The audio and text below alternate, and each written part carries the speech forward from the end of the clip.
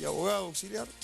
En el medio me dediqué mucho a lo académico, hice mi maestría en Derecho Administrativo, me recibí de abogado obviamente, y me dediqué a dar cursos de posgrado, diplomatura, maestrías y también en varias facultades cursos de grado. Siempre, antes de eso yo militaba ahí bastante, en la agrupación Franja Morada y en el radicalismo. Por cuestiones de la vida, dejé la militancia para constituir mi familia. Y la familia, la docencia y demás. ¿Por qué lo elige Cornejo para ser ministro de Gobierno, Seguridad y Justicia? Y Trabajo. Justicia y Trabajo. Justicia y Trabajo. Alfredo, cuando me lo propone, me hace un planteo desde lo institucional. Es lo que me dice que necesita que el ministerio, que va a fusionarse con la Secretaría Legal y Técnica, vuelva a tener un concepto más técnico, ¿no?, de la visión política que tiene que tener ese ministerio. En ese contexto es en donde me pide que iniciemos un gran proceso de reforma, de modernización del Estado, no solamente en el empleo público, sino más vinculado también a los procedimientos. Y en eso era necesario, según su visión, una persona que estuviera dentro de la administración pública y que la conociera para que, como está muy de moda ahora, la botonera sea más fácil de encontrar. El planteo fue esencialmente ese. Las otras motivaciones que ha tenido el gobernador las desconozco. Eso fue lo que él me trasladó y por lo cual me convenció de aceptar. ¿Y por qué usted acepta? A ver, como yo le dije, yo en la Franja Morada estuve hasta en la Mesa Nacional de la agrupación. En ese contexto tuve mucha exposición porque estuve vinculado a la Internacional Socialista, donde viajábamos muchas veces con el doctor Raúl Alfonsín. Siempre me quedó las ganas de seguir militando y seguir aportando. Para mí la militancia política es una forma de aportar a una mejor sociedad. Entonces me pareció que era un buen momento, por la edad que tengo, por los conocimientos que hemos adquirido durante este tiempo y para poder aportarle a Alfredo en esta poner en marcha Mendoza nuevamente. Garay, como ministro de Gobierno o de Justicia o de Trabajo, seguramente usted ya debe tener delineado un plan de trabajo en el cortísimo plazo, luego en el mediano, porque aquí planificar a largo plazo me parece que muchas veces es pero absolutamente absurdo, porque no se puede imaginar que vamos a transitar por una avenida a 180 kilómetros cuando estamos en un pantano. Primero salgamos del pantano y después ya vemos si tomamos la de tierra, la de ripio o buscamos el asfalto. ¿Cuáles son estas medidas que usted delinea para los primeros meses de su gestión en estos que hoy son subsecretarías o ministerios que se trabaja de manera independiente hasta esta gestión que termina mañana? Lamentablemente los primeros 2 o 3 meses de la gestión nos va a llevar a todos los ministerios en una reingeniería dedicada a volver a restablecer la cadena de pagos. O sea, nosotros hoy tenemos que el Estado provincial no logra pagar el sueldo de sus empleados, ni hablar del resto de los componentes del salario, ART, OSEP, etc. Y ahí no estamos tomando en cuenta el resto de los proveedores. O sea, esa me parece que va a ser la primera medida que se va a tomar, lograr reestructurar parte de esa deuda para poder cumplir con el pago de nuestros empleados y lograr llevar tranquilidad en la gestión. En ese contexto también vamos a seguir, lo primero vinculado al empleo público va a ser detectar aquellos casos en donde se produzcan vacantes para ascenso y vamos a ponernos a trabajar seriamente para en este primer año empezar a llamar a concursos. Esto no solamente es cumplir la ley, sino que es un gran gesto para dentro de la administración pública y para el mendocino en general. Eso me parece que va a ser la primera medida contracultural dentro del Estado. Si se tiene que designar a alguien, se hará hasta que se llame al concurso, pero el Estado no va a paritar pases a planta sin concurso. Es decir, que cuando ustedes resuelvan en paritarias en los próximos meses con los gremios que integran la representación sindical de los trabajadores del Estado, no van a hacer lo que hizo Pérez en la última oportunidad, que dijo, bueno, yo te doy el 35 y tantos pases a planta. No.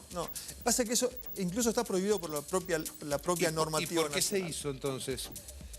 Y una buena pregunta. Bueno, eso la verdad que deberíamos hacérsela al gobernador. Pero bueno, eso ya está. Bueno, eso ya es seguro. Nosotros vamos a revisar todas las designaciones que no estén ratificadas Cornejo por la ley. dijo, todas aquellas designaciones que estén por afuera del marco legal se tendrán que volver a su casa. Exactamente. Nosotros hoy tenemos una ley de la legislatura provincial que ha ratificado todos estos acuerdos paritarios y les ha dado un paraguas legal. A la vez hay un montón de designaciones hechas en el 2015 que las ha hecho el gobernador en uso de sus competencias, pero nosotros entendemos al margen de la ley que está vinculada a los ajustes de situación de revista y o designaciones de sus funcionarios y líneas medias. Todas esas en este mes de diciembre se van a revisar todas. Garay, no quiero caer en el facilismo de preguntarle cómo se llevará con los gremios estatales y demás, porque me parece que sería minimizar una situación que es mucho más compleja a nivel global por la cual atraviesan las finanzas provinciales.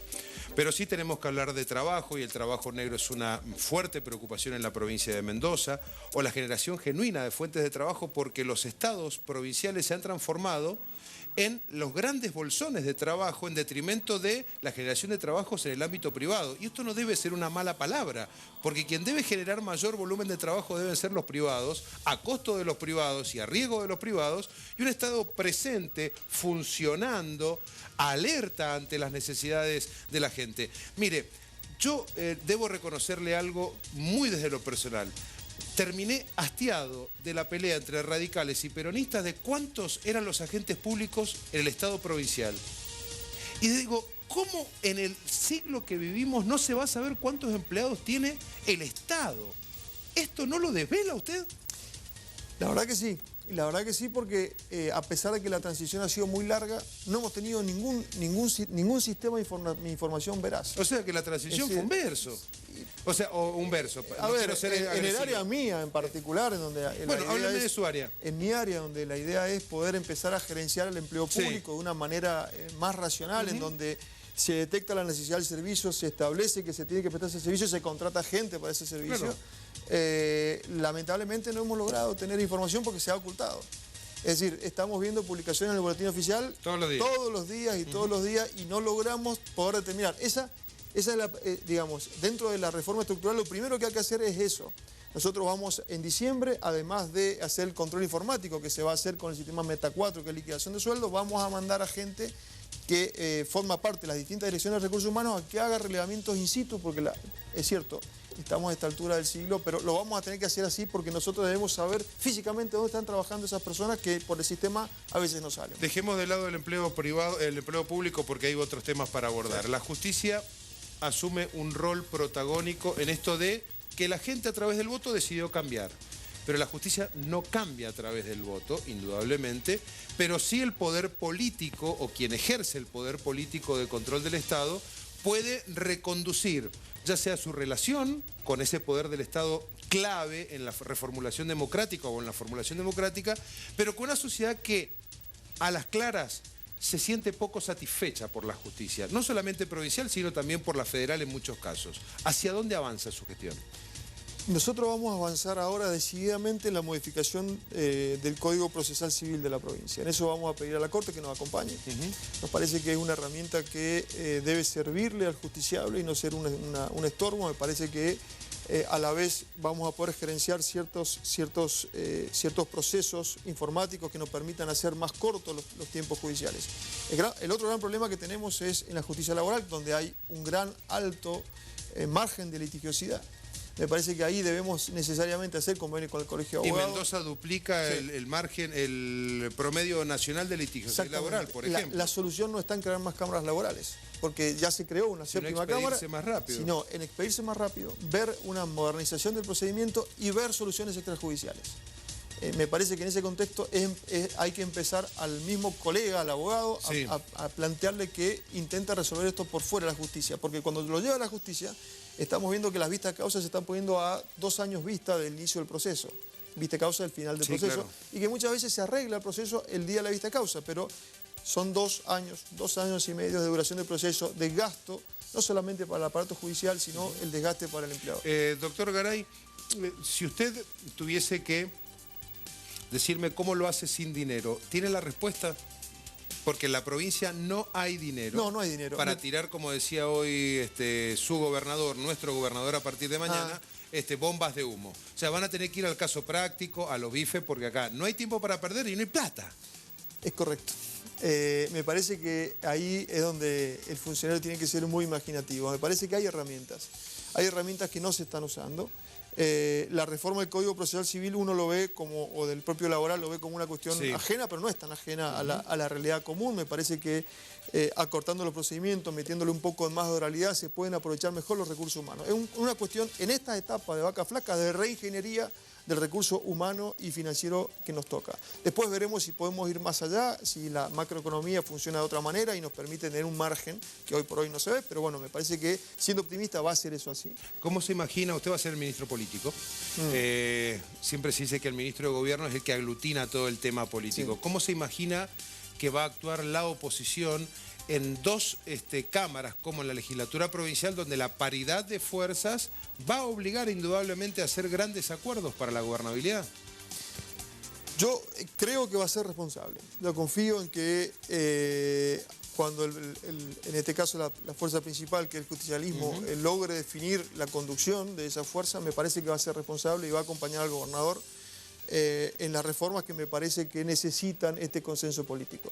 Recordemos que bueno, la ciudadanía le ha dado un gran margen al gobernador en la legislatura, pero nosotros no vamos a valernos necesariamente ese margen, sino que vamos a tratar de todas estas reformas, todas estas cuestiones más vinculadas a lo estructural que siempre deben ser consensuadas con la oposición, y yo confío que van a ser muy racionales. ¿Va a haber luna de miel?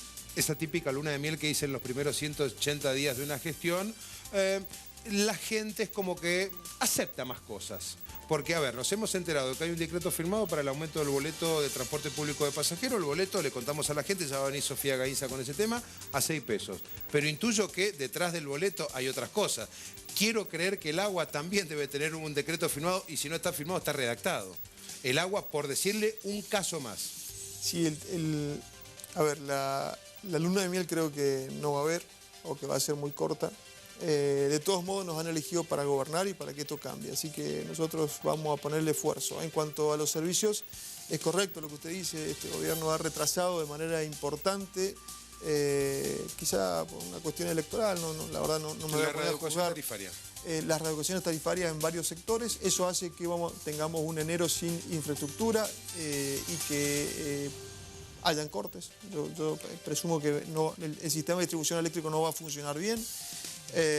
Y me parece que vamos necesariamente en algún momento a la revisión que ya está hecha. De hecho, en septiembre se hizo la audiencia pública del marco eléctrico y el EPAS ya ha remitido hace más de un mes el informe sobre el ajuste en el agua. Son cuestiones que, insisto, dentro de la transición se han complicado, veremos con qué nos encontramos, pero sí, seguro que va a haber en algún momento que hacer un retoque. Lo definiremos de la mejor manera para que el mendocino no se sienta tan afectado. Que Mauricio Macri sea presidente a nivel nacional y que represente el mismo espacio político o la congruencia de diferentes líneas políticas dentro de este marco que fue Cambiemos o Cambia Mendoza, es un punto a favor de Alfredo Cornejo, porque a observar lo que pasó años atrás, que una presidenta sea el mismo partido que un gobernador, al menos en la provincia de Mendoza, parece ser que de mucho no sirvió. Esperemos que la historia no se repita, como usted menciona. Yo creo que sí, que es positivo. Yo creo que la relación que tiene el gobernador con el presidente que va a asumir es buena y eso a los mendocinos les viene bien, pero siempre teniendo presente que Alfredo va a respetar y va a hacer respetar los intereses y los derechos del pueblo mendocino en la instancia nacional o en la que sea donde él se presente. Ministro, le deseamos mucha suerte. Muchísimas gracias. Que tenga buenas noches y mañana...